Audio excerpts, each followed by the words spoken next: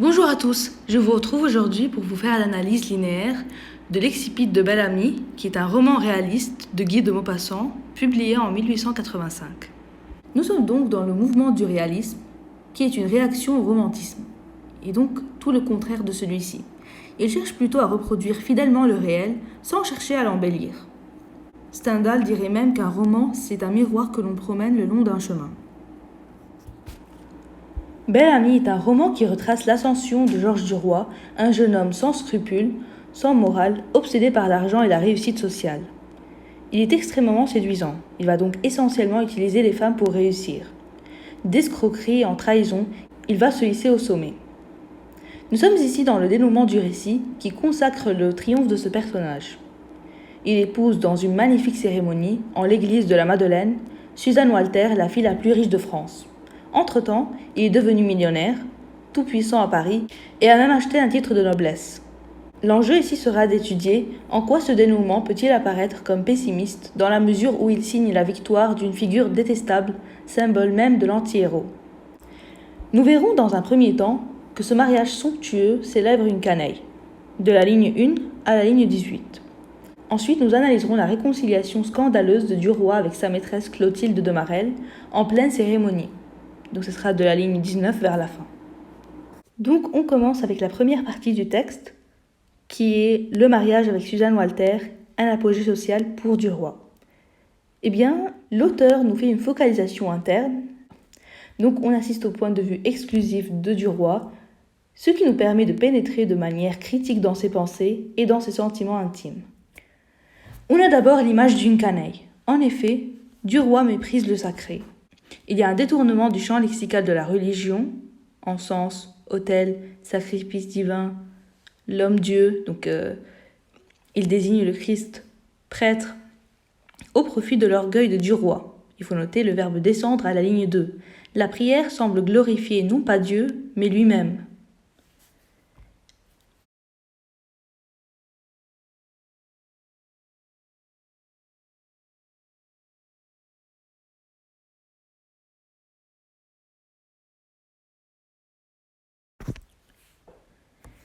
Mais aussi, Duroy est hypocrite. Il y a un contraste entre la gestuelle pieuse, à genoux, le front baissé, et l'impiété fondamentale du personnage. En effet, par la répétition de l'adverbe restrictif presque croyant, presque religieux, mais aussi le terme à connotation païenne pour désigner Dieu, la divinité qui, mais encore l'énonciation explicite sans savoir à qui il s'adressait, tout cela insiste sur le fait qu'il est hypocrite.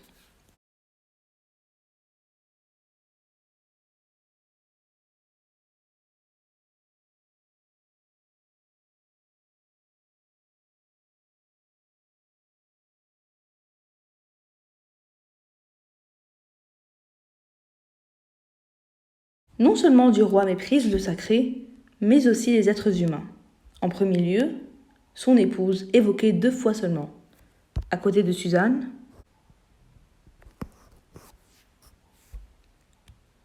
et donnant le bras à sa femme.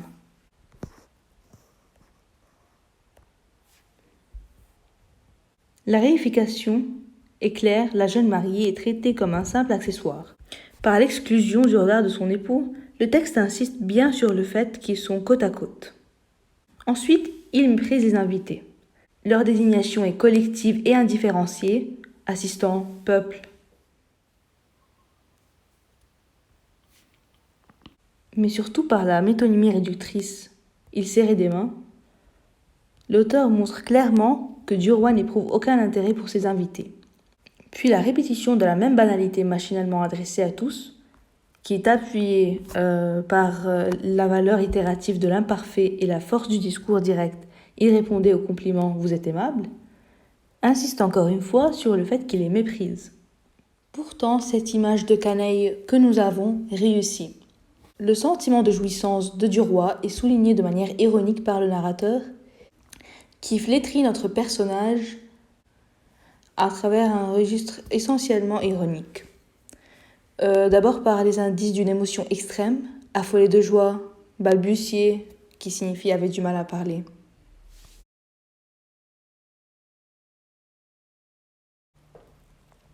mais aussi par les métaphores traduisant une perception égocentrique et vaniteuse de ses noces.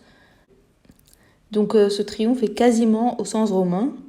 Il y a une glorification militaire à rapprocher du mot succès que nous avons vu dans la ligne 11, mais aussi c'est un couronnement.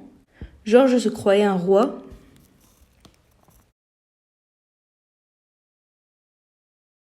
La modalisation induite par le verbe reflète le jugement moqueur du narrateur. Et enfin, l'énumération en ascendette de verbes redondants montre en fait le comportement fébrile qui met en lumière son excitation. Il serrait des mains, balbutiait des mots, saluait, répondait. L'auteur met notre personnage dans une position centrale. D'abord, la cérémonie s'articule autour de Duroy, qui en est la vedette et le metteur en scène. On peut le repérer par l'importance des verbes de mouvement, relayés par les connecteurs temporels. Lorsque l'office, jusqu'à il se redressa, il passa, alors commença le défilé.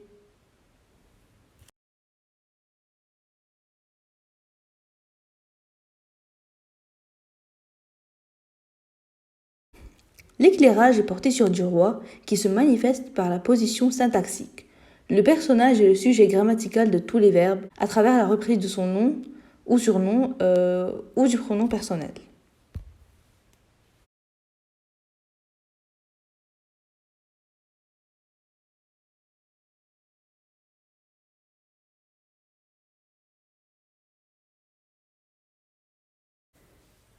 Et puis l'auteur insiste sur l'importance de l'hommage à travers les hyperboles interminables défilés.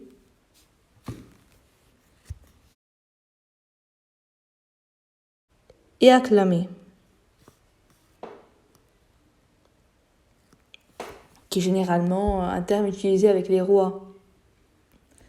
Dans un deuxième temps, nous allons voir la réconciliation scandaleuse du jeune marié avec sa maîtresse Clotilde de Marelle, qui commence donc à la ligne 19 et qui se termine à la fin du texte à la ligne 37. Duroy a un désir indécent pour Clotilde avec qui il s'était brouillé, dans l'église même où il vient d'épouser Suzanne. Donc, coup de théâtre, la vision de Madame de Marelle. C'est là qu'il y a l'irruption de la nostalgie chez Duroy. On le remarque bien par le focus sur l'apparition inattendue de Clotilde. Elle n'était pas censée venir puisqu'ils étaient fâchés à mort. Donc, ce focus est fait par l'indicateur temporel marquant la surprise et l'emploi du passé simple, qui montre que c'est une action importante. Soudain, il aperçut.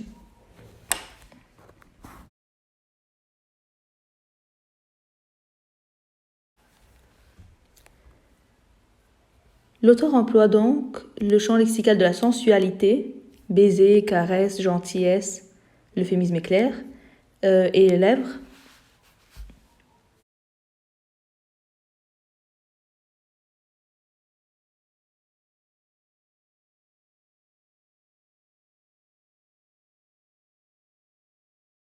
Puis l'utilisation du parallélisme accentue le souvenir du plaisir procuré par cette relation, tous les baisers qu'il lui avait donnés, qu'elle lui avait rendus. Et c'est là qu'il y a le retour violent du désir. La description très élogieuse de Madame de Marelle, rappelons encore une fois que nous suivons le point de vue de Georges Duroy, nous le montre bien. Il la désigne par jolie, élégante, air gamin, les yeux vifs.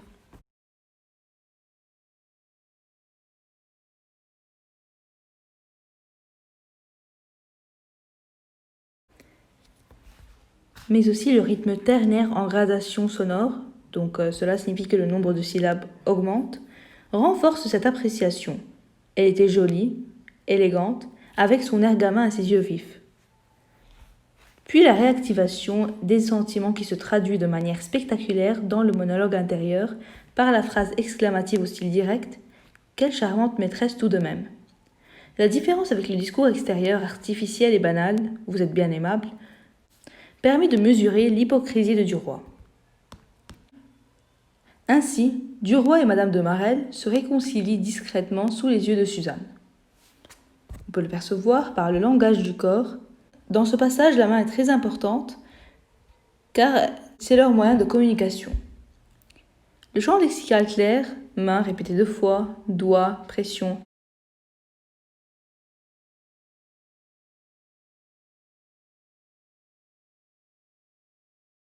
mais aussi la mise en relief syntaxique et le recours à l'adjectif hypocoristique. Hypocoristique signifie à forte valeur affective, est aussi un procédé. Il l'a serré, cette petite main.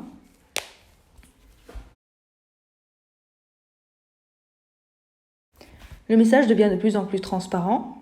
La gradation construite par les verbes successifs, elle tendit la main, il la garda, il sentit l'appel, il serrait, et puis la transposition au style direct accentue clairement la signification du geste, comme pour dire je t'aime toujours, je suis à toi. Leur attitude est équivoque. La symétrie des formules de congé banales et protocolaires, à bientôt monsieur, à bientôt madame, mais le contexte change la signification apparemment innocente de ces phrases. Rappelons que la nouvelle épouse est à côté. Leurs regards sont expressifs. On a la gradation souriant, brillant, plein d'amour, et le verbe à la forme pronominale signalant le désir réciproque. Leurs yeux seront contraires. L'intonation suggestive de part et d'autre, elle murmura de sa voix gracieuse, il répondit gaiement. On le comprend donc, c'est la promesse d'un rendez-vous imminent que s'échange du roi et Clotilde au nez et à la barbe de l'assistance. Donc en conclusion, si le roman s'achève dans les meilleures conditions pour le personnage principal, on peut néanmoins parler d'un dénouement déprimant et pessimiste. Georges Duroy, anti-héros absolu, qui a multiplié les mauvaises actions, achève son parcours en pleine gloire. Le mariage avec Suzanne Walter est en l'occurrence une véritable apothéose, ce qui ne l'empêche pas de bafouer la cérémonie en courtisant sans vergogne son ancienne maîtresse sous les yeux de son épouse. Selon les principes et l'esthétique du réalisme, Maupassant semble nous adresser un message clair. Il n'y a pas de justice dans une société corrompue, les méchants s'en sortent mieux que les gentils.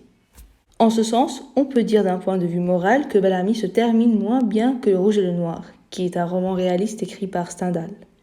Cependant, la fin ouverte sauve le récit du nihilisme total. Que va devenir du roi ? Il semble se diriger vers le meilleur. La politique, encore plus de luxe et de plaisir. Ou le pire. On sait que Madeleine Forestier prépare sa vengeance. Suzanne Walter a du caractère. Se laissera-t-elle humilier par son mari ? Le lecteur peut rêver d'un châtiment virtuel pour l'infâme Bel Ami. Merci.